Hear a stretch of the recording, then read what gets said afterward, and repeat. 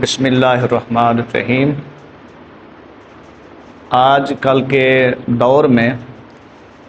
ایک مسئلہ crypto currency ہے، بٹ کوئن اور کرپٹو کرنسی۔ اس بارے میں مختلف آراء جو ہیں وہ دی جاتی ہیں، لیکن اس کا جو اصل حقیقی جو مسئلہ ہے وہ یہ ہے کہ جو کرپٹو کرنسی ہے اس کے بارے میں جمہور مفتیان کرام کا اور علماء کا یہ فتویٰ ہے کہ یہ جو کرنسی ہے کرپٹو، اور اس کے بارے میں شرعاً جو حکم بیان کرتے ہیں مفتیان کرام وہ ناجائز و حرام کا کرتے ہیں۔ اب اس کے عدم جواز کی چند شرائط ہیں۔ سب سے پہلی شرط یہ ہے کہ کیا کرپٹو کرنسی جو ہے یہ مال متقوم ہے یا نہیں، مال متقوم ہے کہ نہیں۔ اب اس کے ناجائز ہونے کے لیے سب سے پہلی جو شرط ہے ہم اس کو پرکھیں گے۔ دوسری بات یہ دیکھیں گے کیا یہ ثمن کی شرائط اس کے اندر پوری ہوتی ہیں کہ نہیں۔ ثمن کا مقصد یہ ہے کہ یہ کرنسی جو ہے یہ پورے طور پہ اس کے اندر شرائط پائی جاتی ہیں کہ نہیں۔ اور تیسرے نمبر پر کیا اس کے اندر غرر، جہالت یا قمار یا ضرر یہ چیزیں پائی جاتی ہیں کہ نہیں۔ اور چوتھی بات کیا اس کی خرید و فروخت کے جو مقاصد ہیں وہ شریعت کے مطابق ہیں یا نہیں۔ سب سے پہلی بات کہ کیا کرپٹو کرنسی جو ہے یہ مال ہے کہ نہیں۔ اس بارے میں علامہ علاؤالدین کاشانی بدائع صنائع کے اندر اور اسی طرح صاحب ہدایہ نے الہدایہ کے اندر جو ہے نا لکھا ہے۔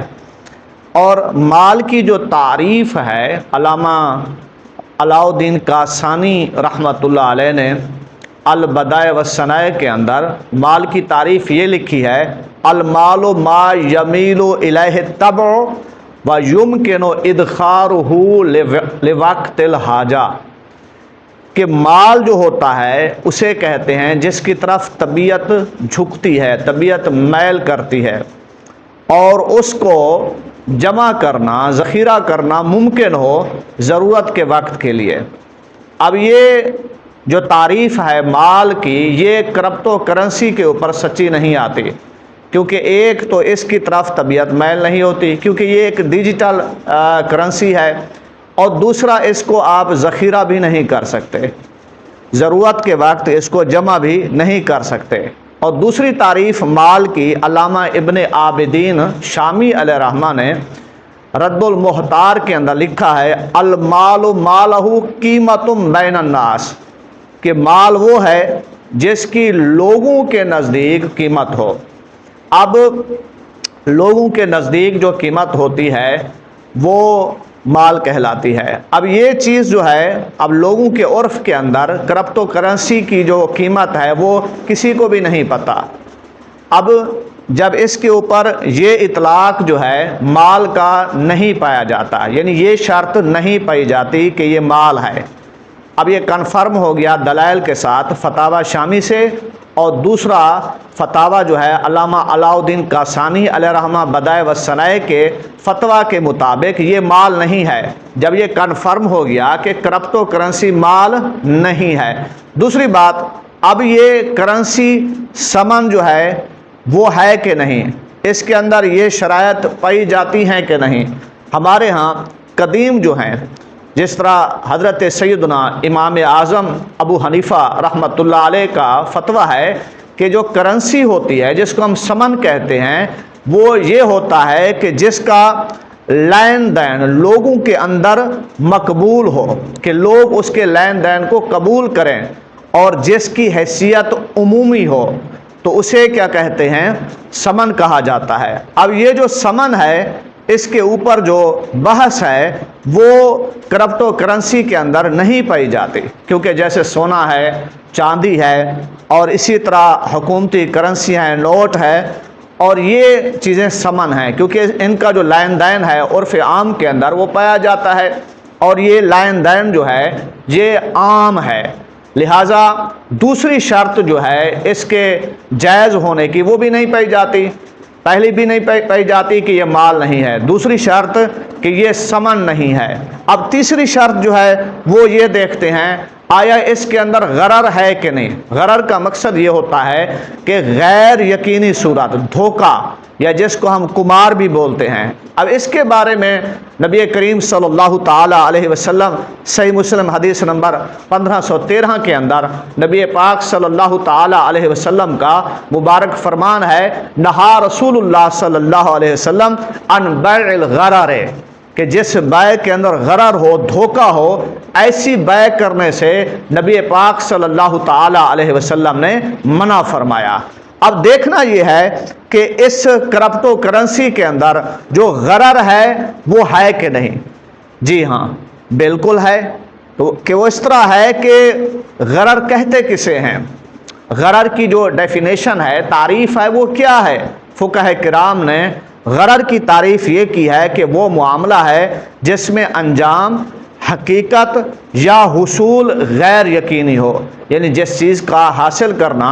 یا جس چیز کا جو انجام ہے وہ غیر یقینی ہو، یقین نہ ہو۔ اب اس کے اندر جو موجودہ کرپٹو کرنسی ہے، اس کا مارکیٹ کے اندر شدید اتار چڑھاؤ ہوتا ہے، اور اس کے اندر دوسری یہ بات ہوتی ہے کہ غیر یقینی قیمت ہوتی ہے، یقین کنفرم نہیں ہوتا کہ اس کی جو قیمت ہے ایگزیکٹ یہ قیمت ہے یا یہ قیمت رہے گی، ایسا نہیں ہے، شدید اتار چڑھاؤ بھی ہے، غیر یقینی قیمت بھی ہے، اور بڑے پیمانے کے اندر آل ورلڈ کے اندر قیاس آرائی ہوتی ہے، جس کی وجہ سے یہ شرائط جو ہیں غرر کی اس کے اندر پائی جاتی ہیں، جس کے بارے میں نبی پاک صلی اللہ تعالی علیہ وسلم نے غرر کی بیع سے منع فرمایا۔ اب پہلی بات کہ یہ مال بھی نہیں ہے، دوسری بات کہ یہ ثمن بھی نہیں ہے، کرنسی بھی نہیں ہے کیونکہ کرنسی کا لین دین ہوتا ہے، اور تیسری شرط کہ یہ غرر ہے اس کے اندر، اور غرر کی بیع سے صحیح مسلم حدیث نمبر 1513 کے اندر نبی پاک صلی اللہ تعالی علیہ وسلم نے منع فرمایا۔ اب چوتھی بات کہ آیا اس کے اندر قمار ہے کہ نہیں۔ قمار کا مقصد یہ ہے کہ جوا۔ اب یہ جو جوا ہے اس کے اندر